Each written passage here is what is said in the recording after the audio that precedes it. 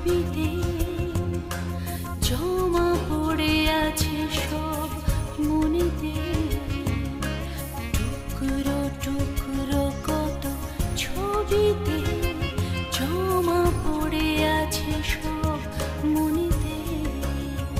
জমাটে আড্ডা, কিছু ভুলে যাওয়া অভিমান, কিছু পাওয়ার স্মৃতিগান, তবু কত পথ চলা, মন খুলে আজ সব বলা। জমাটে আড্ডা, জমাটে আড্ডা, জমাটে আড্ডা, জমাটে আড্ডা।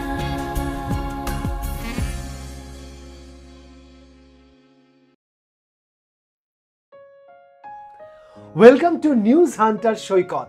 আজ আমি পরীক্ষিত এসে উপস্থিত হয়েছি আমার এক নতুন অতিথিকে নিয়ে। আজকের যিনি আমার অতিথি, তিনি বহুমুখী সম্পন্না এক নারী, এক অসামান্যা মানবী। আমরা একটি বিষয়ে স্নাতকোত্তর ডিগ্রি অর্জন করতে হাঁফিয়ে উঠি, কিন্তু তিনি 3টি বিষয়ে স্নাতকোত্তর ডিগ্রি স্বাচ্ছন্দ্যেই অর্জন করেছেন এবং অগণিত তার ছাত্রছাত্রী। একসময় অধ্যাপনার কাজে নিযুক্ত ছিলেন। চন্দননগরে গণ্ডি ছাড়িয়ে সারা বাংলায় সঞ্চালনার কাজে অসামান্যা তিনি। আমাদের চন্দননগরে গর্ব সুমনা পাঠক দাস এই মুহূর্তে আমার সাথে আছে। সুমনা, তোমাকে সুস্বাগতম জানাই। আজকে কিন্তু আমরা সুমনার বাড়িতে একটু গল্প আড্ডায় মশগুল তো হবই, কিন্তু একটু অন্য বিষয়। সুমনা মানেই সকলে জানেন সঞ্চালিকা, অসামান্যা একজন নারী যিনি একাধারে কবি এবং বিভিন্ন বড় বড় অনুষ্ঠানে কবিতা পাঠের জন্য আমন্ত্রিত শিল্পী থাকেন। তিনি বিভিন্ন রকমের গহনা তৈরিতে যথেষ্টই পটু এবং আমাদের যে সকল যাকে বলা যায় ট্রাইবাল যেসব জুয়েলারি বা বিভিন্ন রকমের আর্ট, অর্থাৎ আমরা যেগুলো উপহার সামগ্রী প্রদান করি বিভিন্ন মানুষজনকে, ভালোবাসা মানুষজনকে, সে হেন ট্রাইবাল উপহার সামগ্রী তৈরিতে উনি কিন্তু যথেষ্ট পটু। এহেন একজন অসামান্য নারী যেমন অঙ্কন শিল্পী, তেমনি এখন বর্তমানে উনি আলপনা নিয়ে বলা যায় গবেষণায় রত। হ্যাঁ, আলপনা, ঠিকই শুনেছেন। আলপনা শব্দটার সাথে আমরা সকলেই পরিচিত। আমাদের প্রত্যেকের বাড়িতেই আমাদের মায়েরা বা বোনেরা বা দিদিরা বিভিন্ন পূজা পার্বণে আলপনা দিয়ে থাকেন। অনেক ছেলেরাও খুব সুন্দর আলপনা দিতে পারেন এবং যারা অঙ্কন শিল্পী হন তারা তো পারেনি, কিন্তু আলপনাকে গবেষণার পর্যায়ে নিয়ে গিয়ে সাধারণ মানুষের কাছে একটি নতুন দৃষ্টিতে সেটাকে প্রতিস্থাপন করেছেন সুমনা। আসুন একটু জেনে নিই এই আলপনা নিয়ে তার ভাবনা চিন্তা কেমন। সুমনা, তোমাকে প্রথমেই সুস্বাগতম জানাচ্ছি এবং আজকে তোমার বাড়িতে তো আড্ডা দিতে এসেছি এবং আমরা তো দেখছি তুমি এখনো সেই আলপনা নিয়েই নিমগ্ন। তো আমরা একটু জানতে চাইবো, তুমি তো বহুমুখী প্রতিভাধর একজন শিল্পী, এটা সকলেই আমরা জানি। তো হঠাৎ আলপনা বিষয়টাতে তোমার কেন নজর গেল? আমার মনে হয়েছে যে ফাইন আর্টসের যে বিভিন্ন বিষয়গুলো নিয়ে কাজ হয় তার মধ্যে একটা সময় পর্যন্ত আলপনা সব থেকে বেশি অবহেলিত ছিল। সেই জায়গায় আলপনা বলতে অনেকগুলো ভাগ আছে। সেটা কোন সময়ের কথা বলছো? কারণ আমরা জানি আমাদের ছোটবেলার কথা বলছি। আচ্ছা, বেশ। আমাদের ছোটবেলায় পালা পার্বণ, ব্রত আলপনা এগুলো, কারণ শান্তিনিকেতনে আলপনার একটা চল তো বরাবরই আমরা দেখেছি। শান্তিনিকেতনে যেটা হলো, শান্তিনিকেতনের আলপনা যখন আমি দেখলাম, তার আগে পর্যন্ত আমার মায়ের কাছে আমি ব্রত আলপনা প্রচুর শিখেছি। বেশ। এবার ব্রত আলপনার সঙ্গে ব্রতগুলোর যে ছড়া, তার সঙ্গে যে আঁকা বিভিন্ন মোটিভ, বিভিন্ন প্যাটার্ন, সেগুলো আমি জানতাম।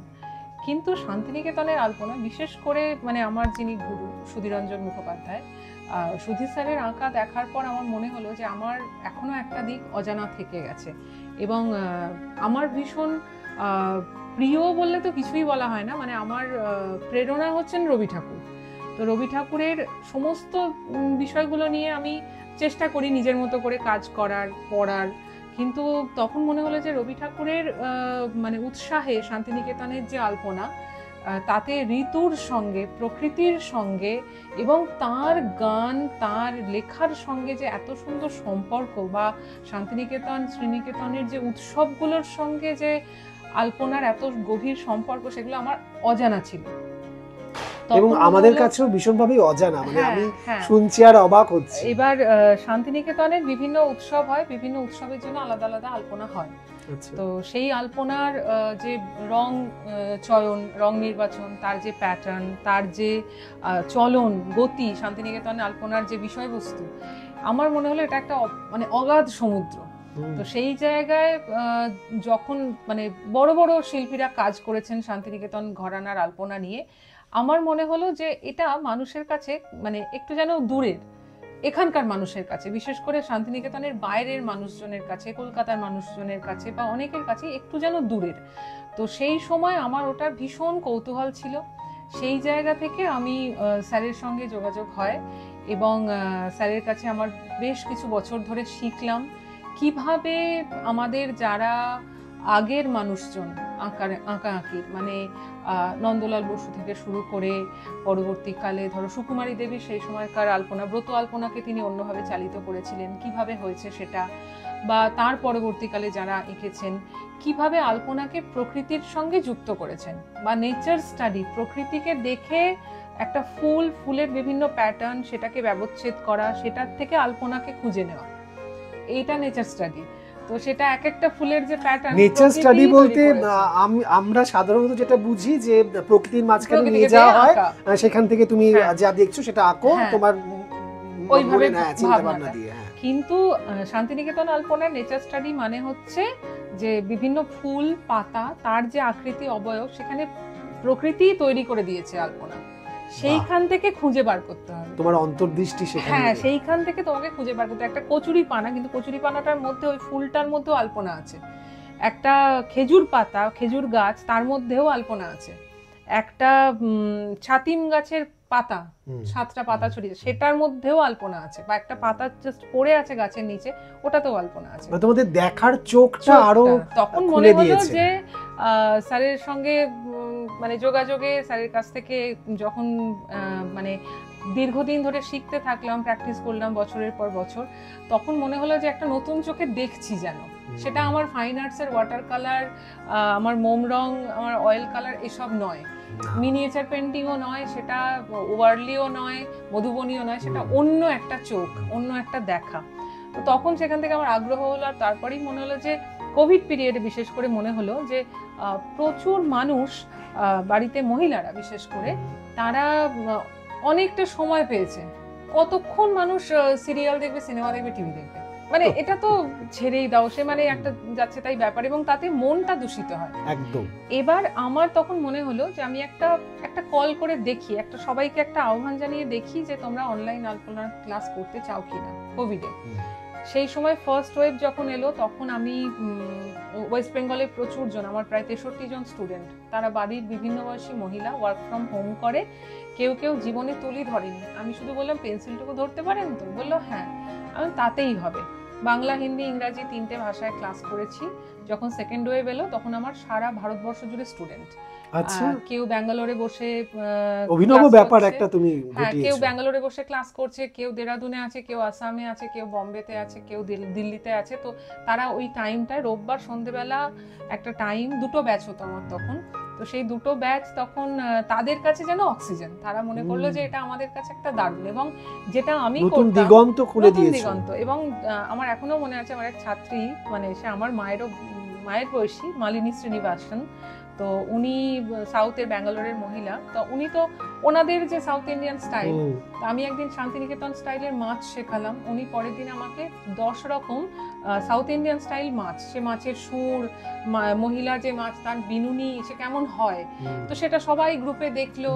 মানে এটা করে আমি একটা ঘরানা মানে নতুন তৈরি করে দিয়েছিলাম ওদের, যে এখনো সে গ্রুপ আছে এবং এখনো তারা যোগাযোগে আছে, যে তারা এই যে মানে নিজেদের মধ্যে এক্সচেঞ্জ অফ আইডিয়াস, শুধু আলপনা নিয়ে, ভাবনার আদান প্রদান, শুধু আলপনা নিয়ে। এবার সেটাকে কিভাবে আরো কাজে লাগানো যায়, কারণ কমার্শিয়াল জায়গা না থাকলে আফটার কোভিড সেটা নিয়ে কেউ এগোতে চাইবে না, না কারণ স্বাভাবিক। ঘরে আলপনা কত দেবে মানুষ, বৃহস্পতিবার সন্ধ্যেবেলা দেয় আর বিভিন্ন পার্বণে পার্বণে, দেয়, হ্যাঁ, পার্বণে। কিন্তু সেটার একটা কমার্শিয়াল জায়গা তো হতে হবে।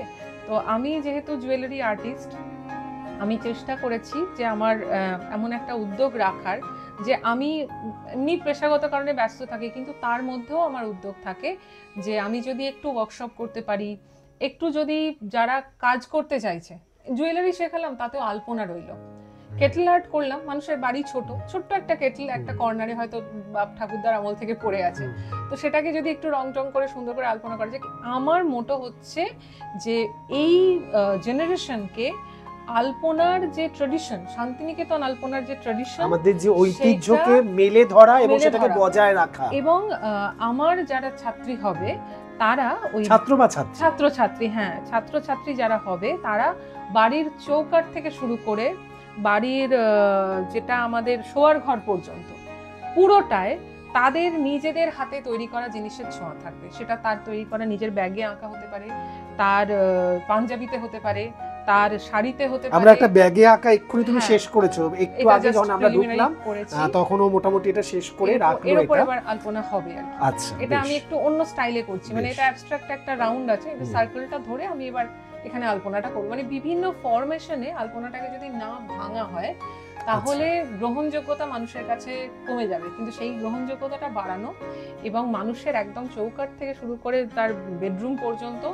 যেন একজন মানুষ নিজের ইচ্ছে মতো নিজের যেটুকু আঁকতে পারে, একটা পেন্সিল ধরতে পারলেও তার মধ্যে কনফিডেন্সটা দেয়া যে হ্যাঁ তুমি পারবে, তুমি শেখো। এবং শান্তিনিকেতন আলপনার যে একটা শান্তি, ওই যে একটা মানে সফট কালারের মধ্যে যে একটা প্রশান্তি আছে, আমি সেইটা সবার মধ্যে ছড়াতে চাই, এটা আমার চেষ্টা। কারণ ওই আলপনাটা মানে আমি যখন আলপনা আঁকি তখন আমি আমার যে একটা লাউড অ্যান্ড ক্রাউড একটা অ্যাটমসফিয়ারে তো আমার কাজ, সেটা মঞ্চ হতে পারে বা আমার ডাবিং স্টুডিও হতে পারে, সবসময় আমার কানেতে শব্দ থাকছে। শব্দ, হ্যাঁ, তো আমি যখন একটা শব্দ সিনেমাটার সাথে আমরা যারা এই মঞ্চের লোক তারা ভীষণভাবে, আমি তো অন্তত ভীষণভাবে রিলেট করতে পারি যে এটা যে কতখানি এক এক সময় হ্যাঁ, বিরক্তিকর হয়, বিরক্তি সবসময় একটা মনে হয় সময় ভালো বাড়ি লাগে না। এসেও মনে হয় যেন সেই কানে সেই বাজছে। আওয়াজ, হ্যাঁ, শব্দগুলো বাজছে। চলছে ঠিকই, তো আমি সেখান থেকে একটা ওই- গভীর ওই- প্রশান্তি। ওই জায়গা থেকে যখন আমি আঁকি, যখন আমি রং তুলি, আঁকা এসবের মধ্যে থাকি, তখন আমার মনে হয় যে আমি রবি ঠাকুরের খুব কাছে আছি, আমি নিজের খুব কাছে আছি। এটা আমার বাঁচা, আমার যাপন, আমার আলপনাটা ওই জন্য। এবং সেটাকে বিভিন্নভাবে আমি ফরমেশনে ট্রাই করি, সেটা কাগজের ওপর হতে পারে, ব্যাগের ওপর হতে পারে, কেটলির ওপর, হোয়াট এভার। কিন্তু মিডিয়াম যা কিছুই হোক, আমার ওই বাঁচাটা, ওই ভালো লাগাটা, এখন মানুষ এত সবকিছুতে বিরক্ত, ধৈর্যহীন, অস্থির, আর সবকিছুর মধ্যে এত মানে নেগেটিভিটি বা পেসিমিস্টিক ভাবনা চিন্তা। আমি চাই এইটা তার ভেতরে একটু ক্রিয়েটিভিটি যদি জন্মিয়ে দেওয়া যায়, তাহলে তার জীবনটাই পাল্টে যাবে। নিশ্চয়ই। এবং হয়েছেও, আমি হাতে নাতে প্রমাণ পেয়েছি যে আমার ছাত্রী যারা তারা এন্টারপ্রেনিয়রশিপ করছে, পট পেন্টিং আগে হয়তো অন্যরকম আঁকতো, এখন তাতে আলপনার ইয়ে করছে, এবং হস্তশিল্প মেলায় রীতিমতো কাউন্টার দেয় তাদের বিজনেস। এবং স্কুলে তারা অ্যাডমিশন, যখন নিজেরা চাকরি করতে গেছে তখন বলেছে আমরা আঁকতে পারি, আলপনা জানি, তো তারাও ওই বাচ্চাদের মধ্যে ওই ব্যাপারটাকে চেতনাটা জাগ্রত ওটা করছে। করছে। এবং আমাকে ছবিও পাঠায় যে ক্লাসে আজকে দিদি আলপনা এঁকেছি বাচ্চাদের সামনে। তখন মনে হয় আমার এই যে কাজটা সার্থক। একদম। হ্যাঁ, তখন ভীষণ আমার ভালো। মনে হয় যে আমি একা একা যে জিনিসটা আনন্দটা উপভোগ করতাম সেটা ছড়াতে পেরেছি। আমি স্যারের কাছে যেটা শিখেছি সেটা আমি আর আমার মতো আনন্দটা করে বহুজনের মধ্যে যদি বহুজনের মধ্যে ছড়িয়ে যায় তখন সেটা আরো বেশি হয়। আনন্দদায়ক। রবি ঠাকুরকে ছড়াতে পেরেছি ঠিকই, আমার ক্ষুদ্র ক্ষমতায়, তার ঠিক। এই দিকটা, এই দিকটা তার হ্যাঁ। সাহিত্য নিয়ে, গান নিয়ে, আবৃত্তি নিয়ে, নাচ নিয়ে অনেক কিছু হয়। চলছে, হ্যাঁ। আমি আলপনাটুকু চেষ্টা করে যাচ্ছি স্যারের পদাঙ্ক অনুসরণ করে, যে স্যার যেভাবে চেষ্টা করছে, স্যার তো ওয়ার্ল্ড ওয়াইড মানুষকে শেখাচ্ছেন, আমি আমার সীমিত ক্ষমতায়, বিশেষ করে মানে যারা সবে তুলি ধরবেও কি ধরবো না, দীর্ঘদিন চর্চার বাইরে, খুব মনটা খারাপ যে ইস নিজে যদি পারতাম, অন্যকে দেখছি আঁকতে, আমি যদি একটু পারতাম, সেই ইচ্ছেটা একটু জাগিয়ে দেওয়াটা আমার ইচ্ছে। বেশ। এবং রবীন্দ্র প্রেমী সুমনার জামাতেও আমরা দেখছি হ্যাঁ, যে এটা- এটাও বেশ সুন্দর আলপনার একটা ছোঁয়া রয়েছে। তো বোঝাই যাচ্ছে উনি যাপন করেন আলপনাতেই। আমি দেখছি যে এখানে তুমি কেটেল ওয়ার্ক করছিলে, যেটাকে আমরা এই কেটলির মধ্যে অঙ্কন শিল্পকলা, মানে এইটা কি আলাদা করে কোনো শিল্পকলা, নাকি এইটা তোমার মনে হয়েছে যে এটাকে তো শিল্পকলার মধ্যে আনা যায়, মানে নতুন ভাবে তুমি উদ্ভাবন করলে? না, এটা কেটল আর্টটা মোস্টলি পপুলার হয়েছে যখন ভারতবর্ষের বিভিন্ন জায়গায় রিসেন্টের মধ্যে যখন ধাবা কালচারটা খুব বেড়েছে, বা ধাবা বলতে গেলে ক্যাফেগুলোকে ধাবার স্টাইলে আনা হচ্ছে। তখন দেখা যাচ্ছে যে ধাবা মানেই তো সেখানে কেটলি থাকবে, তো সেইটাতে বিভিন্ন রকম আঁকা আঁকি বলা যায়, মানে ধাবাকে বলা যায় মানে বর্তমানে একটা ফিউশন আনা হচ্ছে। হ্যাঁ, তো সেইটা যখন হলো তখন এখানকার একটি অত্যন্ত নামকরা একটি মানে ক্যাফে, এখন সেটা রেস্টুরেন্ট কাম ধাবা হয়ে গেছে, তারা আমার সঙ্গে যোগাযোগ করলো যে আমরা এরকম কেটল আর্ট করতে চাই। তো আমাকে তারা বললো যে লরির ওপর করতে হবে, কারণ আমরা ধাবা স্টাইলটা চাইছি। তখন আমি লরির গায়ের যে আঁকা সেই আলপনা, সেটা নিয়ে আমি রিসার্চ করলাম। প্রত্যেকটা লরির গায়ে ওই যে উচ্চকিত রং, ওই ডিজাইনটাই কেন, পার্টিকুলারলি মকরের মতো মুখ, ওই চোখগুলো আঁকা, ওই যে কোটেশন লরির গায়েগুলো কেন, এবং সেইটাকে একটা কেটলিতে, লরির সারা গা জুড়ে যা আঁকা সেইটাকে একটা কেটলির গায়ে আনা। তো ওটা আমার একটা এক্সপেরিমেন্ট হলো।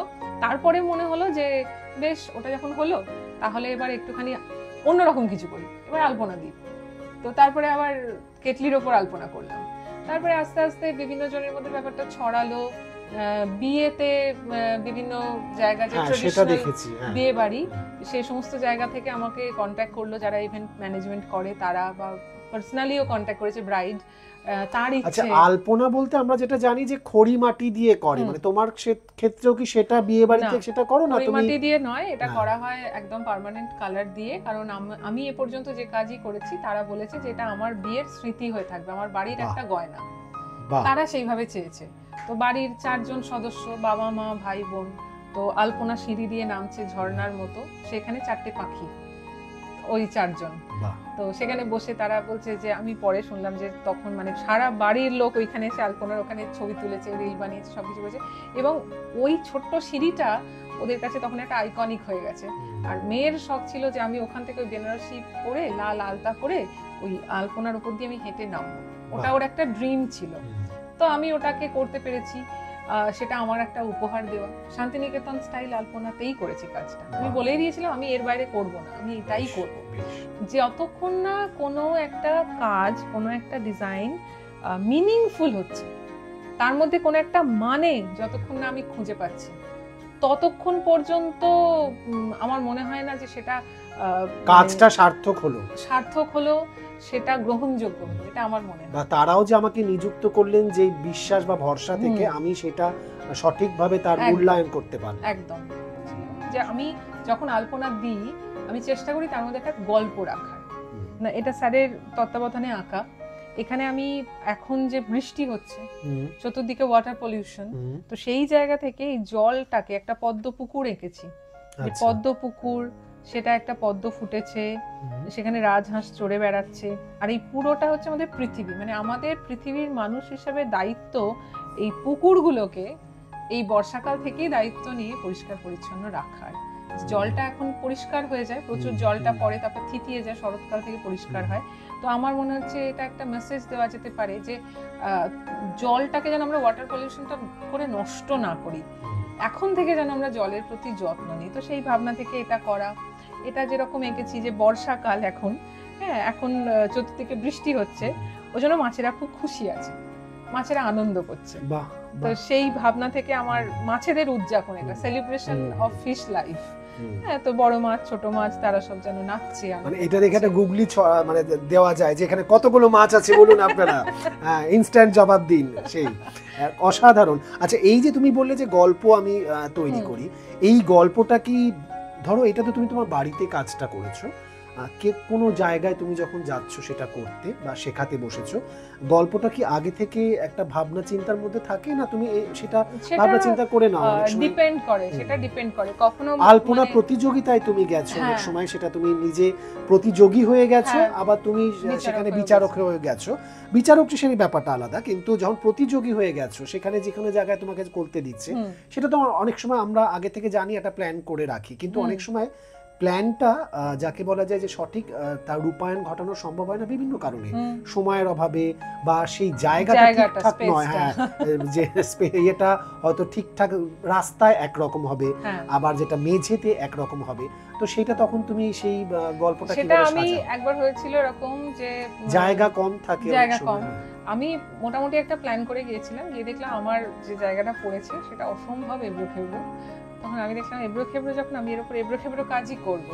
যেটুকু জায়গা ভালো ছিল সেখানে একটা গাছ, তাতে বিভিন্ন পাখি, নিচের দিকটায় মাছ, এরকম করে একটা বাস্তুতন্ত্রের মতো বানালাম। দুপাশে যে ফাঁকা এবং ভাঙাচোরা জায়গাটা ছিল সেখানে অজস্র ছোট ছোট শিউলি ফুল ছড়িয়ে দিয়েছি। আচ্ছা আচ্ছা, এইভাবে একটা প্রাইজও পেয়েছিলাম। তো এইভাবে আমাকে তখন ওর সঙ্গে করে নিতে, মানে তোমার সব আলপনাতে একটা গল্প বলা থাকে, একটা গল্প, একটা ছবি ফুটে ওঠে, চেষ্টা করি একটা গল্প তৈরি করার। মানে যেমন একটা সিনেমা তৈরি হয় তেমনি আলপনাতে বলা যায় একটা সিনেমাটিক একটা ভাব তুমি এনে দিয়েছো, সিনেমাটিক একটা অ্যাপ্রোচ থাকে। তো ওইভাবেই ওটা চেষ্টা করেছিলাম।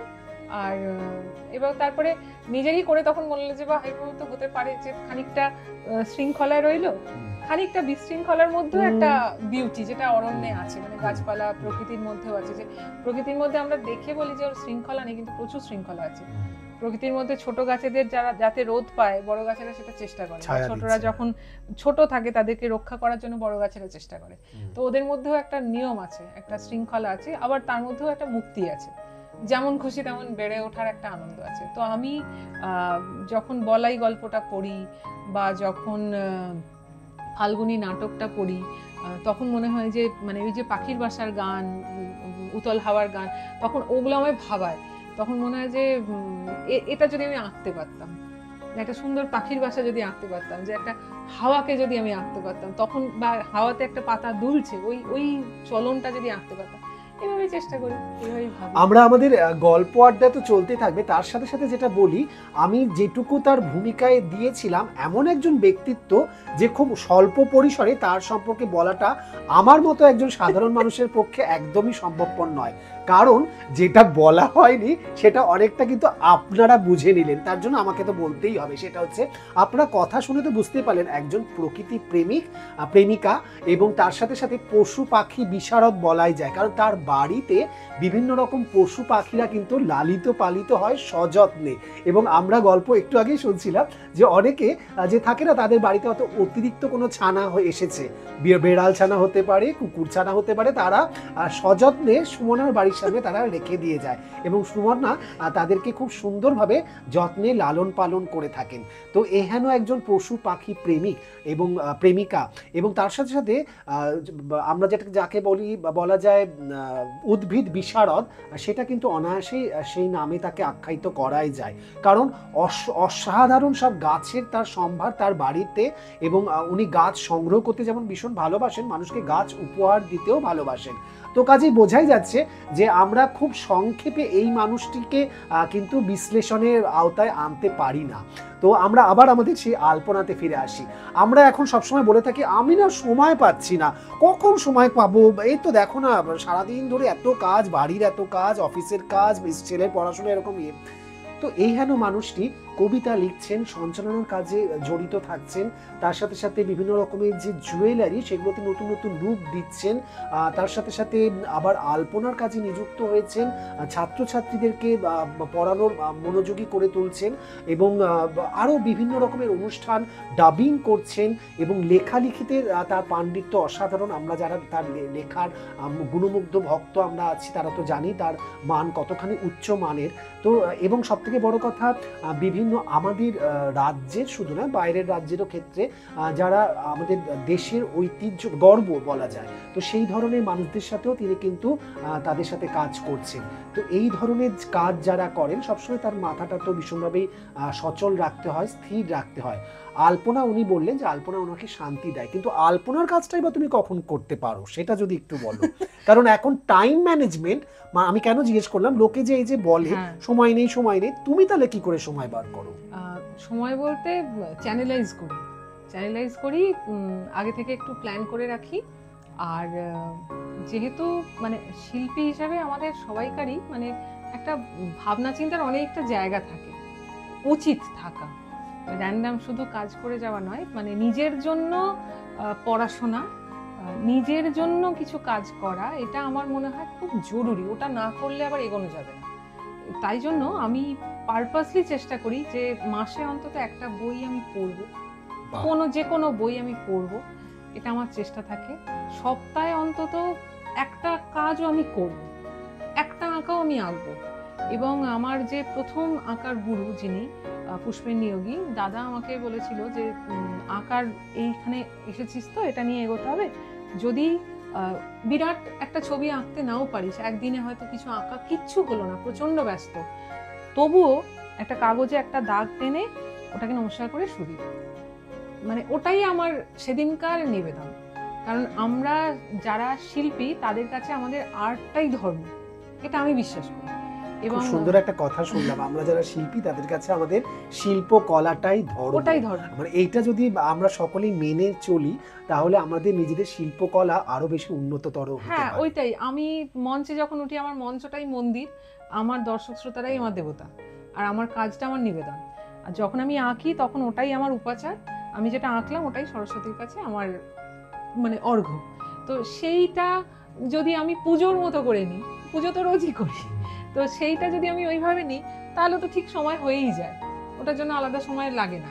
আর যদি আমাদের এখনকার চতুর্দিকের এত বাস্তবতার অভিঘাতে মন খারাপ হলো, একটু হয়তো ডিপ্রেসড, একটু কেউ কিছু বললো, হয়তো একটুখানি ইয়ে হলো, তখন মনে হয় যে ওইটা আমাকে বাঁচাচ্ছে, ওইটা আমার নিজের, ওটার জন্য আমাকে কাউকে কিছু বলতে হচ্ছে না, অনুমতি নিতে হচ্ছে না, কারোর ওপর আমাকে দাবি চাপিয়ে দিতে হচ্ছে না, সে আমাকে দুঃখও দেবে না, ওটা আমাকে, আমার গাছপালারা আমার কাছে কিচ্ছু চায় না, আমি যদি যত্ন করি ওরা আমাকে ফুলে ভরিয়ে দেয়, ওরা তো আমাকে দুঃখ দিতে পারবে না, বরঞ্চ আমি ওদেরকে আনন্দে রাখবো, এটা আমার রেসপন্সিবিলিটি। বা জন্তু জানোয়ারগুলো তাই, ওরা অনাথ, ওদের কেউ নেই, কিন্তু আমি যদি ওদেরকে ভালো রাখি ওটা থেকে আমি একটা আনন্দ পাবো। কারণ ওরা মানুষের যে খারাপ প্রবৃত্তিগুলো, বিশ্বাসঘাতকতা, ঈর্ষা, হিংসা, ওদের মধ্যে নেই।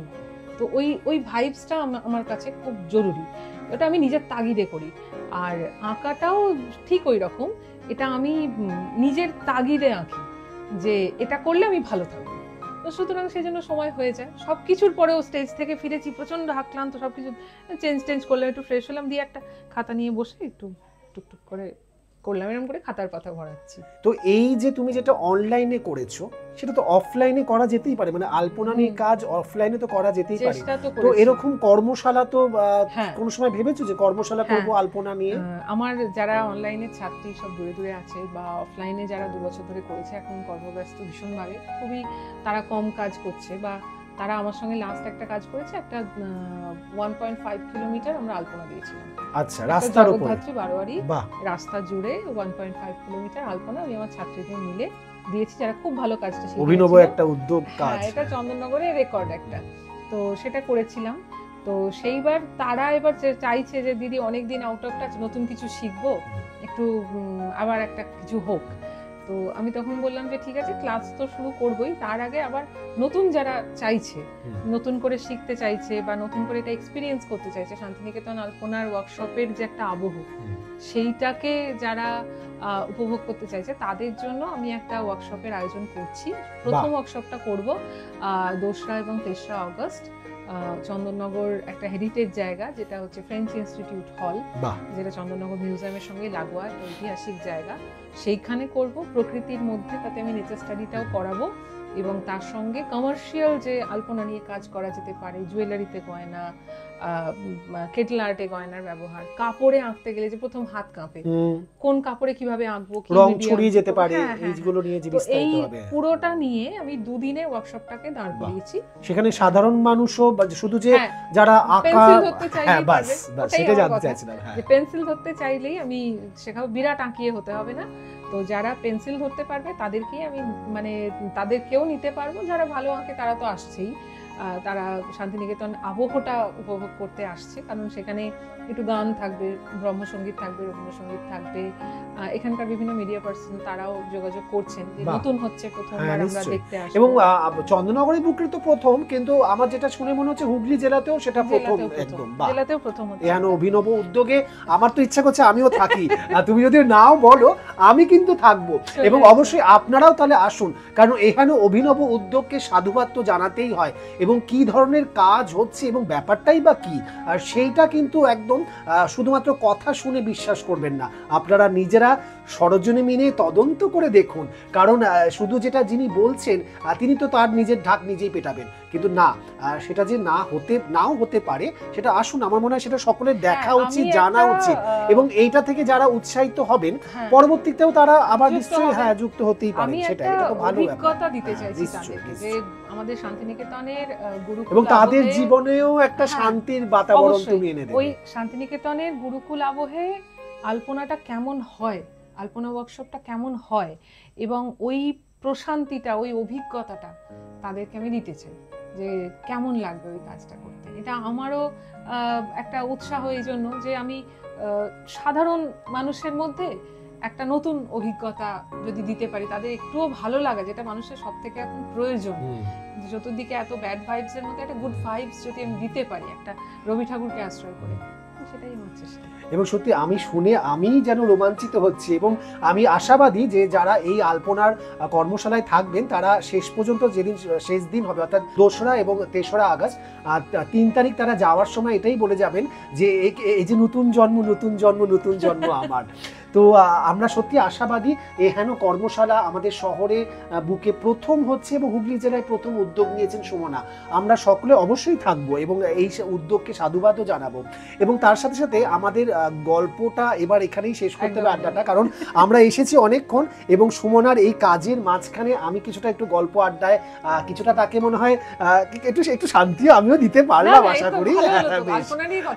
এবং আমাদের এই গল্প আড্ডাটা সচরাচর হয়ে থাকে না, কারণ সবাই কাজে ব্যস্ত।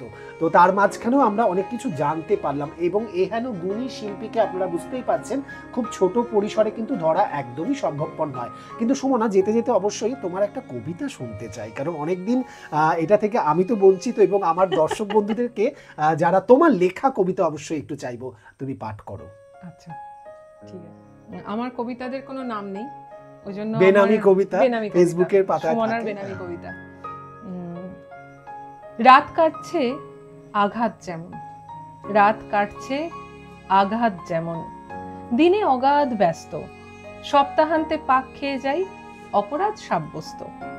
দেখি ছুটছে জীবন সূত্র মতে, তবু উঠছে কথা কিসে, প্রত্যাশাদের মরণ ঘনায় সম্পর্কের বিষে। যে অমৃতে মরণ বাঁচন, তাকে পাওয়ার চেষ্টা, তবে ফিরে তাকাও, মিলিয়ে দেখো স্বচ্ছ থাকার শেষটা। এমন যাবে কেমন যাবে রোজ নাম্বার, এমন যাবে কেমন যাবে রোজ নামচার গদ্য, যেন দেখছো যেটা সত্যি সেটাই, বাকিটা দুর্বোধ্য। সত্যি মানে সুমনার কাছে এরপরে বেশি কিছু বলা সম্ভব না, কারণ সেটা দুর্বোধ্যই তখন আমার কাছেও মনে হবে। কারণ এহেন একজন পণ্ডিত ব্যক্তিত্ব, যার অগাধ পাণ্ডিত্যের কাছে আমরা সত্যি সবসময় নমন করি। তো তুমি সুস্থ থাকো এবং আমাদেরকে এইভাবেই নতুন নতুন দিশা দেখাও। তোমরা নিউজ হান্টার সৈকত চ্যানেলের মধ্য দিয়ে এরকম ইউনিক কাজ তুলে ধরো, এটা আমার খুব ভালো লাগছে। কারণ নিউজ হান্টার সৈকতের যিনি ওনার, সৈকতদা, পরীক্ষিতদা, এরা অত্যন্ত গুণী মানুষ, আর সবসময় চেষ্টা করে নতুন কিছুকে রিপ্রেজেন্ট করার। এটা একটা মানে ইন্সপিরেশন, আমাদের কাছেও ইন্সপিরেশন। তো এইভাবে চেষ্টা চালিয়ে যাও, এইভাবে এগিয়ে চলো। এটা অনেক শুভেচ্ছা থাকবে এনএইচএস চ্যানেলের জন্য। এবং তোমাকেও বলবো কদম কদম বাড়ায় যা। তো আমি তো থাকবই অবশ্যই 2 এবং 3 তারিখ আগস্ট মাসে আলপনার কর্মশালায়। আপনারাও কিন্তু আসবেন, যেতে যেতে অবশ্যই সেটা বলবো, কারণ এটা একটা অভিনব উদ্যোগ নিয়েছে, এবং এই উদ্যোগকে আমরা সকলে মিলে আসুন সফল শুধু করে তুলবো তা না, আমরাও কিছু শেখার চেষ্টা করব। কারণ শুধু যে তুলি বা হাতে পেন্সিল নিয়ে শেখা যায় তাও নয়, দেখেও কিন্তু অনেক কিছু শেখা যায় বা অভিজ্ঞতা সঞ্চার করা যায়। তো সেটার জন্য আমি তো উপস্থিত অবশ্যই থাকবো, এবং তোমার এই প্রয়াস সফল হোক এটা আমি সবসময় চাইছি এবং চাইবো, ভবিষ্যতেও চাইবো। আজকের মতো কিন্তু বিদায় নিচ্ছি। আমরা অবশ্যই এরপরে আরও একদিন আমার নতুন অতিথিকে নিয়ে আপনাদের সামনে উপস্থিত হবো। আজকের মতো নমস্কার।